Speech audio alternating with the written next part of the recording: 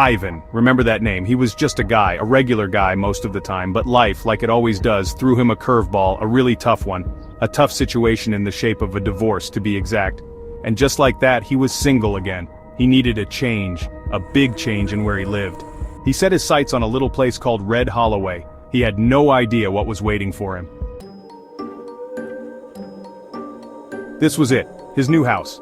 If you could even call it a house. It looked like it matched the cheap rent. A bit run down. The paint was peeling, and the yard was full of tall weeds. The landlord, a sketchy-looking guy named Mr. Graves, met him there.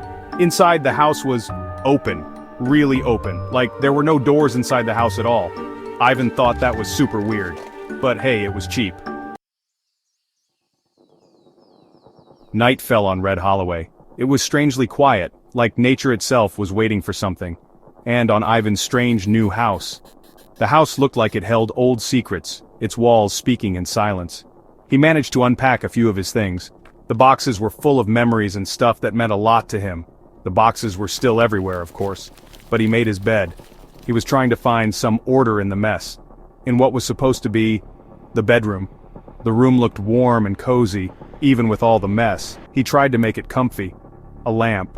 The lamp added a bit of safety in this strange place. A book. Normal things. He was trying to feel comfortable in this new house. In a house that was not normal at all. The house had a mysterious vibe, like something was hidden in the shadows. And when night came and everything got dark, the house seemed to start breathing, or at least that's how Ivan felt. He felt like something was watching him from the dark. The nights that followed didn't get any better. Every night was worse than the one before. I mean, Ivan wasn't sleeping well at all. The whispers kept going, sometimes soft, sometimes a bit louder. He tried to ignore them, but he couldn't. And he could never tell where they were coming from. They came from everywhere, from the corners, from the hallways, even from the empty rooms, like someone was whispering right behind him. He felt something was there, but he couldn't see it. But when he turned around, nothing. The emptiness just made him more scared. He started to feel this little worry that wouldn't go away. He felt like the whole house was watching him. The open design of the house, which was just weird at first, now felt scary. Every corner was exposed.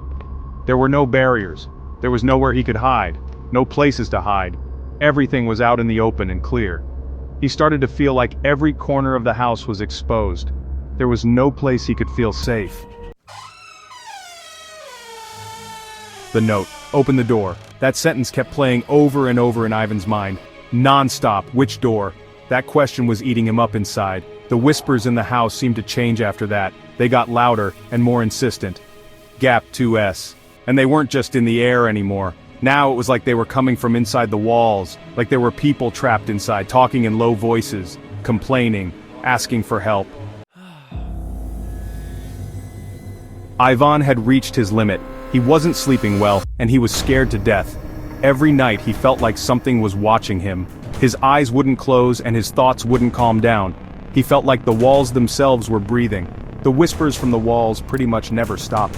Every time he tried to sleep he heard strange sounds, like they were coming from far away, but also very close. Like many soft voices of people suffering. He felt like there was something dark in every corner. Even on the streets he felt like eyes were watching him. The sentence, open the door from the note was still spinning in his head, non-stop. He had to do something. He couldn't live like this.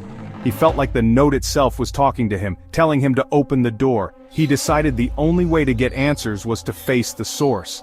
The walls themselves. He had to know what was behind them. Was it just sounds, or was there something real? If there was something inside, he had to know what it was. It was a really bad idea, but he didn't have another choice. He had to face his fears, an idea born from desperation and fear. He felt like everything around him was falling apart. He couldn't take it anymore. He had to know the truth, no matter what. Pure terror, so much terror. Ivan jumped up, all confused. Black hands were slowly coming out of the walls, reaching out, trying to grab him. He had to get out right away. He turned and ran for the front door, his only way out of this nightmare. His heart was pounding like drums beating in his ribs. He could feel the coldness of those shadow-like hands.